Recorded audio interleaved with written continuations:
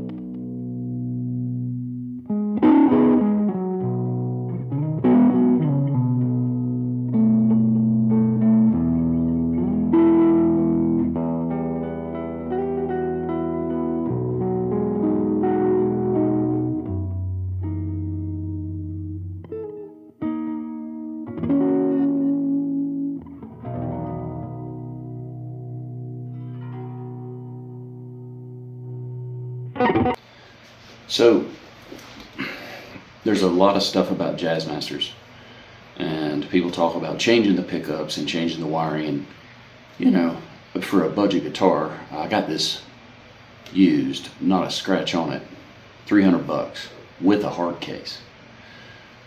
The lady I bought it from didn't like it. Well, I would understand that it had 9s on it, and it wasn't set up great.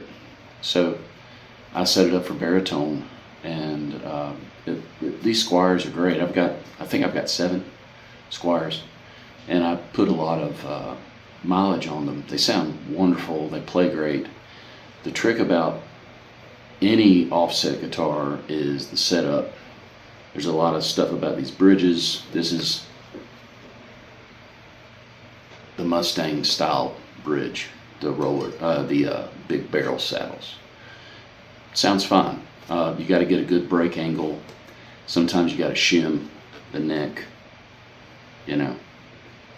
I ordered some deoxit from Sweetwater because sometimes the treble pickup doesn't want to turn on. So I'll take care of that this week. I got a gig coming up, and I'm going to probably play this. So I'm going to take this because this artist plays in keys that would sound better with open strings, like B, for instance. And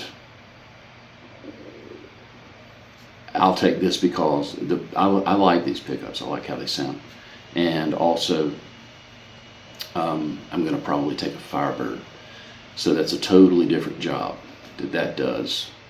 And those mini humbuckers, the Firebird pickups, they sound great. So it's, you know, two different kind of things.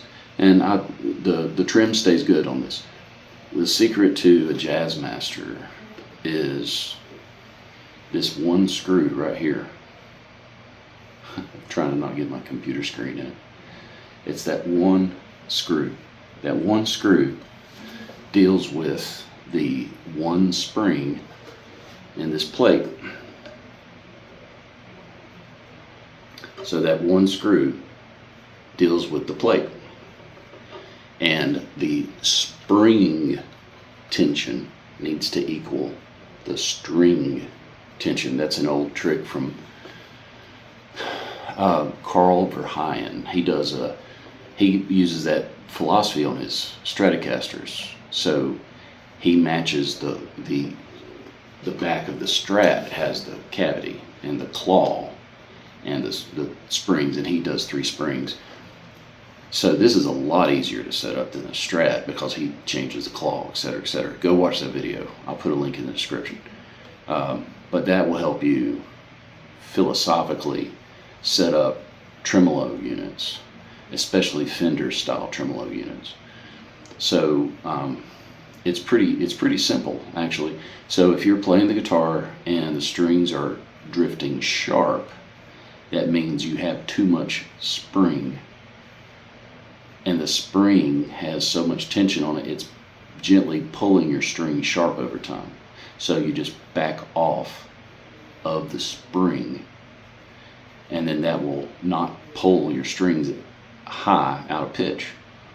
And then if you're using the trim and then your strings are flat, you don't have enough of the spring engaged to offset you wiggling the arm. Now at Bigsby, I just ordered a Reverend soft spring for my Duo Jet over there because Bigsby springs are stiff right out of the gate, and the Reverend soft spring is not as stiff, it's soft. That's why they name it that. So that will help with drifting. So anytime you got a guitar with a bar, you're going to run into problems. Eventually, that's just the nature of it. So you just have to learn from trial and error and chasing the dragon how to deal with the problems. So yeah, that's part of the setup on this. All right, we'll get to some playing examples here shortly.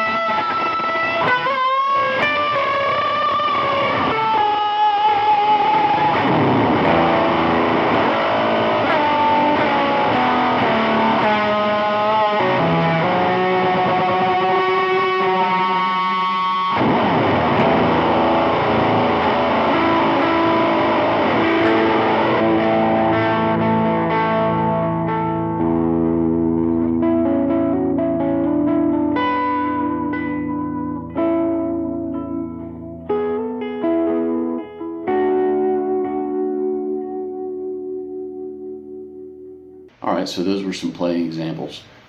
This guitar sounds great. It's a Jazzmaster, of course it sounds great. So it really excels at having a lot of clarity, even with distorted signals, and even with fuzz. I have a fuzz that is gnarly, but there's still a lot of clarity in it. So I like offset guitars, and they're predictable for me. So if you're kind of new to offset guitars and it's not behaving the way you want it to, take it and get a good setup, and I think you'll be more happy with it. So, but the clean tones on this are great. The neck pickup I really like. The rhythm circuit sounds great, and it's a really great value for the money. I just really happy with them. That I play a lot of gigs where if something happens to one of these, you just buy another one. If it fell over, but if you fall over, it's not like your headstock's going to crack. So that happens with other guitars. So yeah, thanks for hanging out and listening. And if you have any questions about string gauge and setup and all that stuff, be happy to answer it. And I hope that you got something out of this and some ideas for playing examples. Just wonderful instruments. Thanks, Leo Fender. Appreciate it. Thanks for watching. Cheers.